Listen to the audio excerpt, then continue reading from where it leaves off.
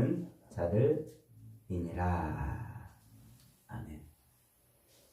11월 8일 수요일입니다. 오늘은 히브리서 5장 1절로 마지막 14절까지 말씀. 예수는 멜기세덱의 반차를 쫓는 대제사장이시다 하는 제목입니다. 예수는 멜기세덱의 반차를 쫓는 대제사장이시다. 히브리서는 핍박과 배교를 강요받는, 그리스도를 부인하도록 강요받는 유대 그리스도인들을 위해서 쓴 책이라고 그랬죠. 그래서 왜 예수를 믿어야 되는지, 예수가 누구신지, 이것을 구약적인 배경, 유대인들이니까 구약에 익숙해져 있죠. 그래서 그 구약에 익숙해져 있는 유대인들을 위해서 구약적인 배경으로 예수를 자꾸 설명하는 거예요. 그 당시 히브리인들, 그 당시 유대인들은 예수를 믿는 것이 결코 쉽지 않았어요. 두 가지 측면에서 그런데, 첫째로는 그들은 아주 오랜 1000년 이상 성전 제사를 중심으로 살았던 사람들이잖아요. 그리고 율법을 어릴 때부터 달달달달 외우면서 율법을 지키려고 몸부림치며 살았던 사람들이잖아요. 그런데 그렇게 율법을 지키고 성전 제사를 드리면서 메시아, 곧 다윗의 후손으로 오시는 다윗 같은 능력 있는 메시아가 와서 자기들을 구원할 것이라고 그걸 기다리고 있는 그들이 십자가에서 죽은 예수가 우리의 구원자다 그러니까 어떻게 믿겠어요? 이게 의식의 전환이 쉽게 일어나지 않는 거예요. 겨우 예수를 믿었다 하더라도 그 유대교가 이 십자가에서 죽은 예수가 어떻게 우리의 이 구원자가 될 수 있느냐고 미혹하고 그러면 이것을 이 종교적 정체성을 지키는 게 쉽지 않은 일이에요. 우리야 이것이 그냥 이렇게 쉽게 믿어지는 것처럼 여겨져도 말이죠. 우리도 예전에 그랬잖아요. 예수 믿는 사람들 조상 제사를 드리는 것 가지고 얼마나 그것 가지고 신랑이를 벌였습니까? 그것 때문에 배교하고 예수를 믿는 걸 포기한 사람들도 기록에 보면 많이 있어요. 물론 그것 때문에 목숨 걸고 신앙을 지킨 사람들도 있습니다만, 어쨌든 이런 이 내적인 갈등, 이 갈등을 이기기가 쉽지 않았던 거예요. 거기다가 더해서 유대교에서 기독교로 개종했다는 것은 곧 유대 공동체를 이탈했다는 거예요. 그러니까 회당을 중심으로 있는 그 유대인들 공동체를 이탈하니까 핍박이 있고 또 시련이 있고, 거기에 더해서 로마라는 이 권력이 종교적인 대핍박을 하니까, 그러니까 이 예수 믿는다는 것이 결코 녹록지가 않았어요. 예수 안 믿으면은, 예수 포기하면 얼마든지 편하게 살 수 있고 쉽게 살 수 있는 그런 유혹과 또 시련과 핍박 속에 있는 그리스도인들, 그들에게 예수를 절대로 버리지 말아라. 어떤 시련이 와도 어떤 유혹이 와도 예수를 포기하지 말아라. 예수는 이런 분이다 라고 증거하고 있는 거예요. 어떤 분? 첫째로 천사보다도 더 비교할 수 없이 엄청난 분이다. 그래서 1장 2장에서는 예수를 천사에다가 비교했다고 그랬죠. 천사에다가 비교한 이유는 이 유대인들은 천사를 하나님과 인간 사이에 최고의 중보자로 여겼던 거예요. 그래서 천사를 대접하면 복을 받는다는 그런 구약의 예를 가지고 살았던 사람이죠. 그런데 그 천사하고 예수님은 비교할 수 없는 탁월한 분이시다. 그랬고, 두 번째로는 모세랑 또 비교했다고 그랬죠. 모세는 자타가 공인하는 이스라엘의 최고의 선지자고 지도자고 구원자고 또 대제사장이시고 제사제도를 만들었고 성전의 시작인 성막을 만든 사람이에요. 그래, 모세는 자타가 공인하는, 누가 뭐래도 이스라엘의 가장 최고입니다. 권위 있는. 그래서 모세가 일러스되 이렇게 말하면 모두가 다 그냥 자기 주장을 다 덮어야 되는, 율법에 이르되 그러면 다 자기 주장을 덮어야 되는 그런 권위를 가지고 있는 사람이었어요.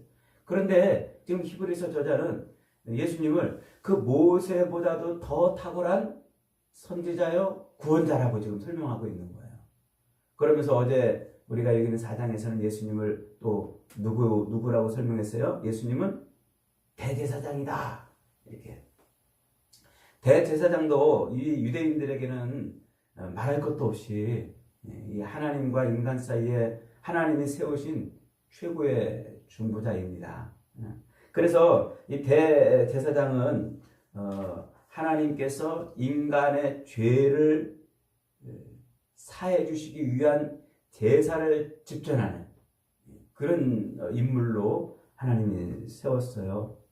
그 특별히 아무나 되는 것도 아니고 레위지파, 모세가 속해 있는 그 레위지파의 사람들만 제사장이 됐어요.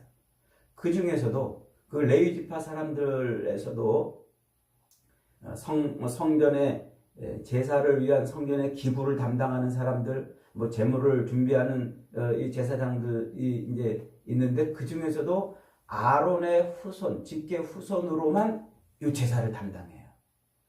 그 기록에 의하면 그 아론의 직계 후손의 제사장들이 예수님 그 어간에 예수님 시대에 한 2,000명 정도 있는 걸로 이렇게 돼요. 그러니까 아론의 직계 후손들로 있는 그 제사장, 그 레위지파 제사장 중에 그 아론의 직계 후손들 제사장 중에서 최고가 누구예요? 대제사장이란 말이에요. 그 대제사장은 한 명밖에 없어요. 그러니까 그는 거의 신과 방불한 그런 인간으로 추앙받았어요. 그러니까 지금 저 로마 캐톨릭의 교황 대단하지 않아요? 캐톨릭은 교황을 거의 신의 대리자로 여기고 있거든요. 그 로마 캐톨릭의 그 교황보다도 더 엄청난 그런 권세와 권위와 능력을 가지고 있어요. 그래서 종교적으로 최고 정점에 올라 있는, 그리고 정치적으로도 최고의 정점에 올라 있는 그런 사람이에요. 그러니까 이 대제사장의 말 한마디는 곧 한 사람의 생명을 좌지우지할 정도의 어마어마한 그런 권세를 가지고 있는 그런 분이에요. 근데 이 제사장의 가장 핵심은 뭐냐면 백성들의 죄를, 그 죄의 용서를 위해서 양의 피를 받아서 지성소로 들어갈 수 있다는 거예요. 죄 용서함의 은혜를 그 제사장을 통해서만 얻는 거예요. 대제사장을 통해서만. 그래서 그 어마어마한 대제사장의 그 어마어마한 권위와 권세와 능력, 그 능력을 가지신 분이 누구다? 예수님이라 이렇게 소개를 했어요. 예수님이라. 그러면 유대인들이 볼 때, 이 제사장들은 누구만 돼요? 레위 지파에서만 나와요. 다른 지파에서 제사장 있네 그러면 그건 가짜예요. 그리고 이 레위 지파에 있는 제사장들 중에서도 누구만 대제사장이에요? 아론의 직계 후손만 대제사장이에요. 다른 사람이 나 제사장 있네 이렇게 할 수가 없는 거예요. 그 유대인들이 볼 때 지금 히브리서 기자가 예수가 대제사장이라 이렇게 선포하니까 예수님은 누구의 후손이에요? 유다 지파의 후손이란 말이에요. 레위 지파가 아닌 유다 지파의 후손인 거예요. 그러면 유다 지파의 후손이 어떻게 대제사장이라고 할 수 있느냐는 그 의문이 생길 거 아니에요. 거기에 대한 거기에 대한 설명이 오늘 5장부터 6장, 7장까지 이어지는 내용입니다. 5장 1절 다시 읽어봅니다. 시작. 대제사장마다 사람 가운데서 택한 자이므로 하나님께 속한 일에 사람을 위하여 예물과 속죄하는 제사를 드리나니. 그러니까 하나님께서 택했단 말이에요. 대제사장은 아무나 되는 게 아니고 하나님이 택했단 말이에요. 그 아론의 직계 후손으로만 되도록 하나님이 그렇게 예전에 모세를 통해서 이렇게 택해 놨단 말이에요. 그러니까 그것은 하나님이 하신 일이에요. 그 다음에 사람을 위하여 예물과 속죄하는 제사를 드린다 그랬죠. 이 제사, 율법에 따라서 제사를 드리는데 이 제사의 핵심은 뭐예요? 죄사함이에요.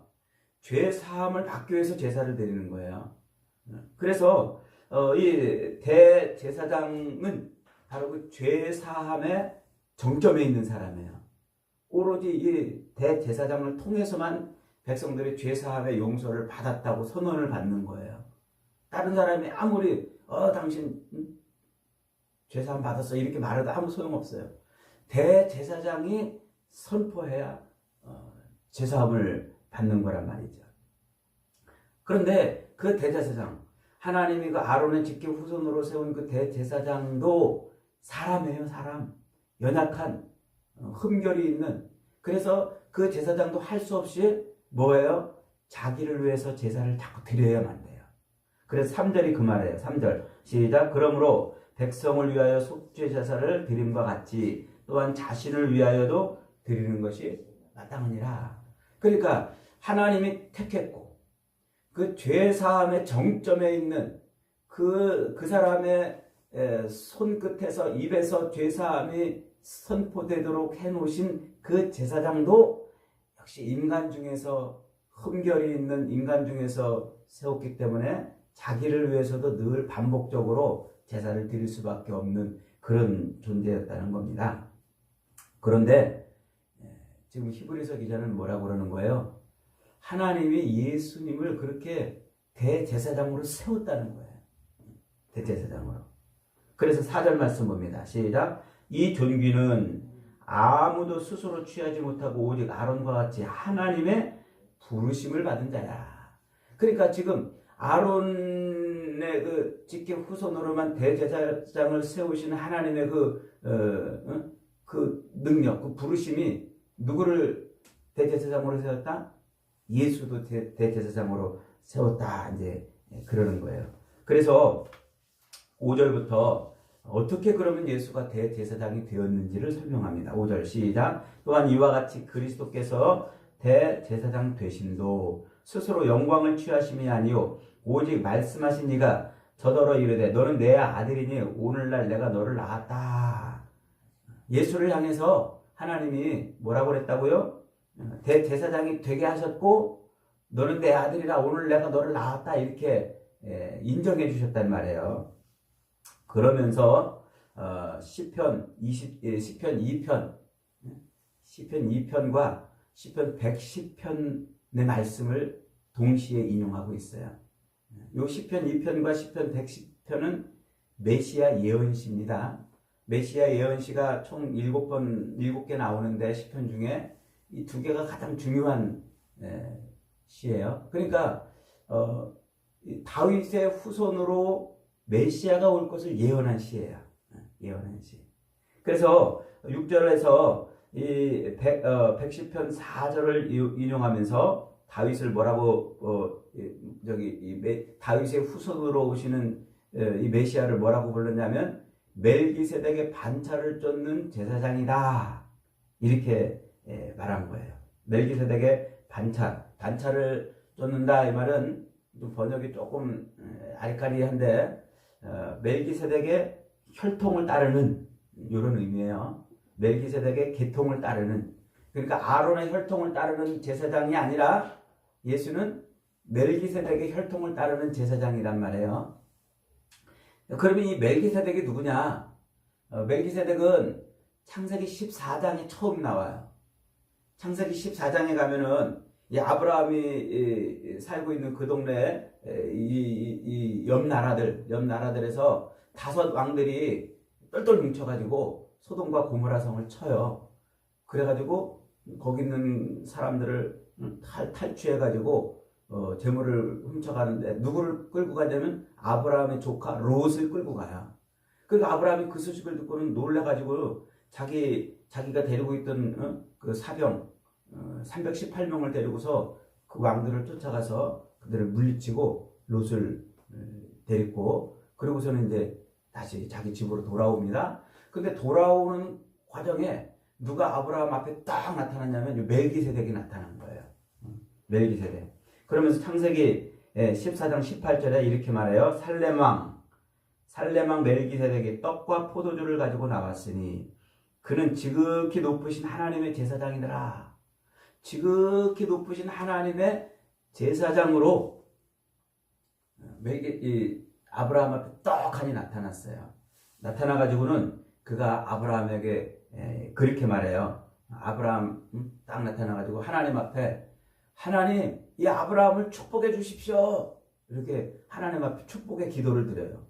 그 축복의 기도가 딱 끝나니까 그 다음에 아브라함한테 야 아브라함아 너는 너로 하여금 그 모든 대적들을 다 물리치게 하신 그 하나님의 그 권능을 찬송하거라 이래요. 하나님 앞에서는 하나님이 이 아브라함을 복 주세요 그러더니 아브라함한테는 야 너 그 승리를 얻게 하신 하나님을 찬송하거라 이제 그런단 말이죠. 그러자 아브라함이 그 축복을 받고 나서 자기가 다섯 왕들을 치고서 빼앗은 재물들 그 재물들에서 10분의 1을 멜기세덱에게 11조로 드려요. 그렇게 해서 이제 이 멜기세덱이 처음 등장을 합니다. 근데 이 멜기세덱이 누군지 왜 갑자기 등장했는지 뭐 이유도 없고 설명도 없어요.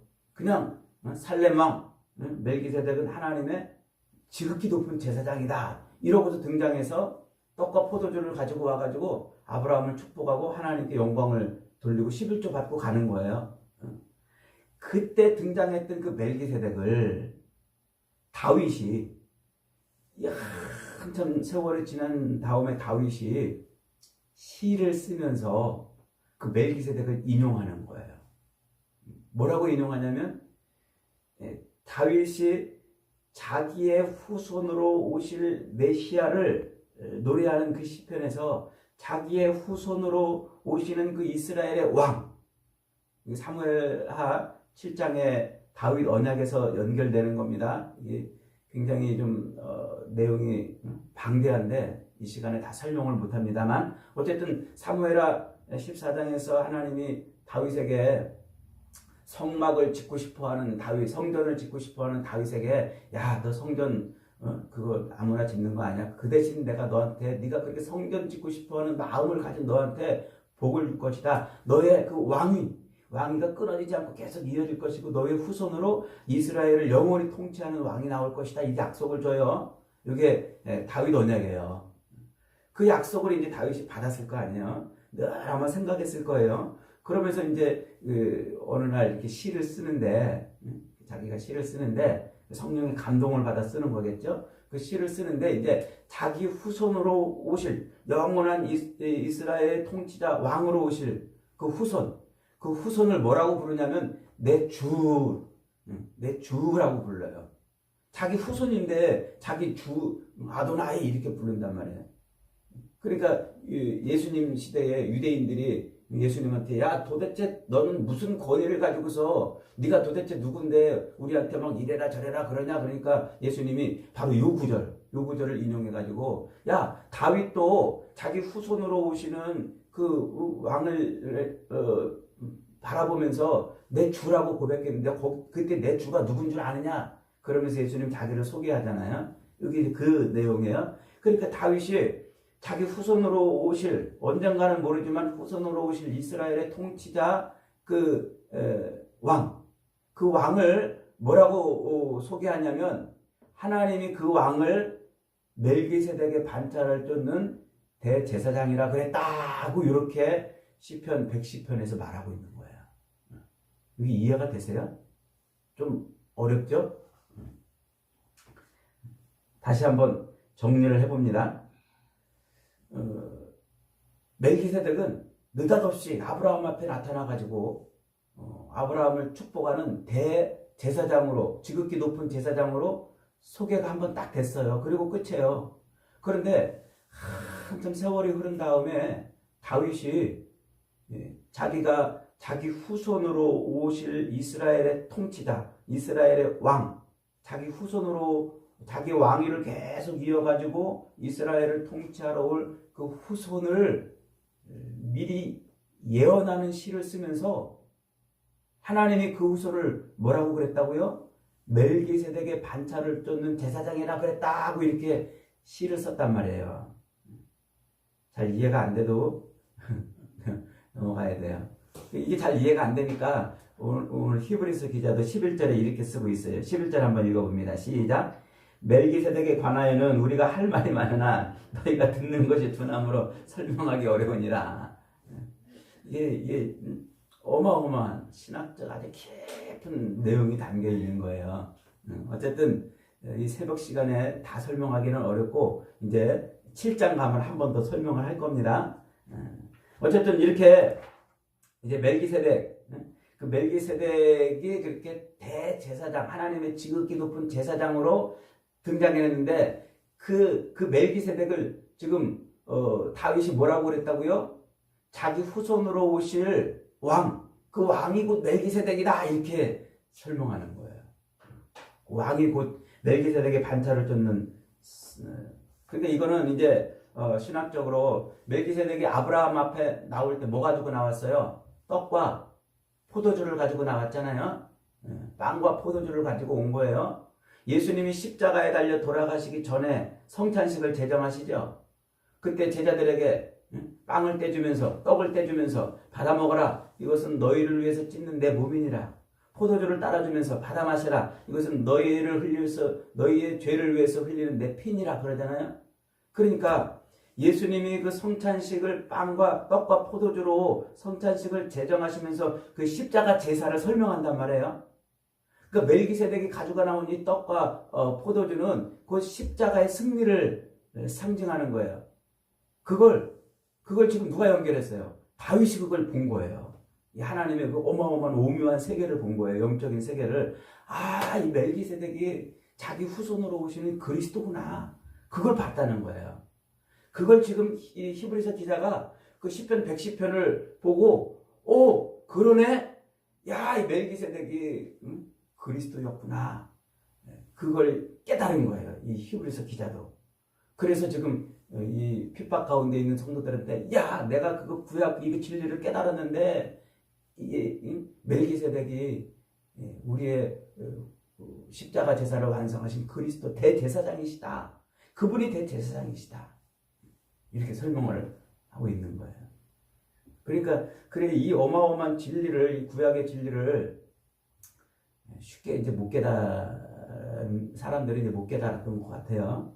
그래서 이제 바울이 이 정도 깨달은 사람은 바울밖에 없지 않느냐. 그래서 바울이 썼다고 그러기도 하고 이제 이렇게 바울의 저작서를 주장하는 거죠. 근데 바울이 썼다고 명확하게 근거가 없어서 이제 이 바울이 썼는지를 이제 모를 뿐이에요. 어쨌든 해박한, 그리고 율법에 통달하고 그 계시된 말씀을 영적인 눈으로 본 거예요.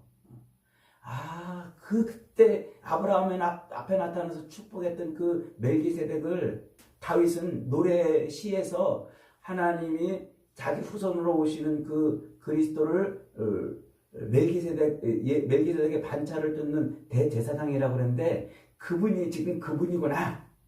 이걸 깨닫고서 그 진리를 지금 히브리서 읽는 성도들한테 지금 말해주는 거예요.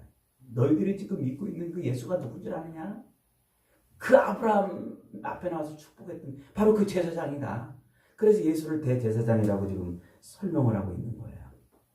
그러면서 다시 한번 8절부터 10절에서 이런 설명을 덧붙여요. 같이 한번 읽어봅니다. 시작. 그가 아들이시면서도 받으신 고난으로 순종함을 배워 온전하게 되셨은즉 자기에게 순종하는 모든 자에게 영원한 구원의 근원이 되시고 하나님께 멜기세덱의 반차를 따른 대제사장이라 칭함을 받았느니라. 그러니까 예수님이 그렇게 멜기세덱의 반차를 따르는 그런 대제사장이라는 칭함을 받았음에도 불구하고, 그리고 하나님의 아들임에도 불구하고 이 땅에 오셔서 하나님의 말씀에 순종함으로, 그 고난을 순종함으로 통과해서, 그래서 자기를 믿고 자기를 따르는 그 자기에게 순종하는 모든 자들을 구원하는 구원자가 되셨다. 지금 그 얘기를 하고 있는 거예요.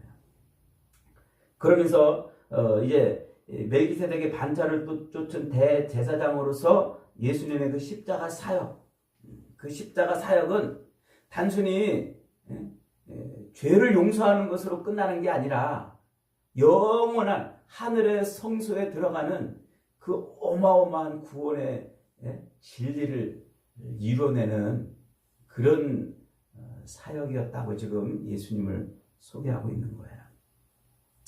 그러니까 예수님의 이 사역, 지금 우리는 이미 아주 예수님에 대해서 설교를 많이 들었잖아요. 그 히브리서 설교도 이렇게 저렇게 여러분 들었기 때문에 예수님이 십자가 그 죽으심과 부활로 인해서 우리가 영원한 세계에 들어간다 이렇게 다 이제 알고 있는데, 이 당시 히브리인들에게는요, 이 사건, 이 이야기가 어마어마한 충격적인 이야기란 말이에요. 멜기세덱이 곧 예수 그리스도였다. 그분이 우리의 대제사장이고 그분의 십자가 죽음과 사역은 죄를 용서하는 데 그치는 것이 아니라 우리를 영원한 안식에 들어가게 하시는 그런 일이었구나. 그래서 그 예수를 붙들라는 거예요. 예수를 놓치지 말고, 포기하지 말고, 어떤 시련이 와도, 어떤 환난이 와도, 어떤 유혹이 와도 예수를 붙들어라. 그 예수를 놓치지 말아라. 그러는 거예요. 그런데 12절부터 14절에 재미있는 말이 있어요. 한번 읽어봅니다. 시작. 때가 오래되었으므로 너희가 마땅히 선생이 되었을 터인데 너희가 다시 하나님의 말씀의 초보에 대하여 누구에게서 가르침을 받아야 할 처지이니 단단한 음식은 못 먹고 젖이나 먹어야 할 자가 되었도다. 이는 젖을 먹는 자마다 어린아이니 의의 말씀을 경험하지 못한 자여 단단한 음식은 장성한 자의 것이니 그들은 지각을 사용함으로 연단을 받아 선악을 분별하는 자들이다. 이런 진리를 이렇게 다 구약에서 하나님이 다 말씀해 주셨는데 시간이 오래돼가지고 너희들이 그것을 다 못 깨달아가지고 지금 뭐 했다는 거예요? 남들을 가르칠 선생의 위치에 올라가 있어야 되는데 지금 너희들이 젖이나 먹을 어린아이처럼 그렇게 있다는 거예요. 이 신앙의 이 깊은 진리를 지금 못 깨닫기 때문에 그렇다는 거죠. 그래서 이 신앙의 깊은 진리를 다시 한번 깨닫자. 이게 하나님이 우리에게 주신 이 어마어마한 신앙의 진리다. 그러는 거예요. 예수님은 만왕의 왕이시지만 인류의 죄사함을 위한 대제사장으로서 자기를 제물로 드려서 제사를 드렸기 때문에 그 제사가 완전한 제사이고 영원한 제사였다는 겁니다. 그러면서 동시에 그 사건, 제사장으로서 자기를 제물로 드려서 죄사함의 제사를 완성하는 그 사건이 하나님의 말씀에 순종하는 사건이었기 때문에 그 순종을 통해서 구원을 이뤄냈기 때문에 자기를 바라보는 자들을 구원하고 자기의 말에 순종하는 자들을 구원하는 구원의 문이 되었단 말이에요. 그래서 예수님을 바라보고 예수님을 따르는 그 모든 사람들을 구원할 수 있는 능력의 구원의 문이 되시고 시작이 되었다는 말이에요. 이 진리가 지금 히브리서 기자가 선포하고 있는 진리입니다. 여러분, 예수는 그리스도십니다. 그분은 대제사장이십니다. 반복해서 자기를 위해서 반복해서 제사를 드려야 될 제사장이 아니라 자기를 제사장 제물로 드린 단번에 제물로 드린 영원한 제사를 완성하신 분이에요. 그분을 바라보는 자, 그분을 따르는 자를 구원할 구원의 분이 되셨어요. 오늘 저와 여러분들을 미혹하고 오늘 저와 여러분들의 신앙을 방해하는 그 어떤 것들에게도 여러분 예수를 빼앗기지 마세요. 예수를 잊어버리지 마세요. 도둑맞지 마세요. 이 십자가, 이 어마어마한 십자가 진리, 이 진리를 빼앗기지 마시고 날마다, 시마다, 때마다, 일마다, 순간마다 예수님을 붙들어서 구원의 기쁨을 누리는 저와 여러분이 되시기를 주님의 이름으로 축복합니다.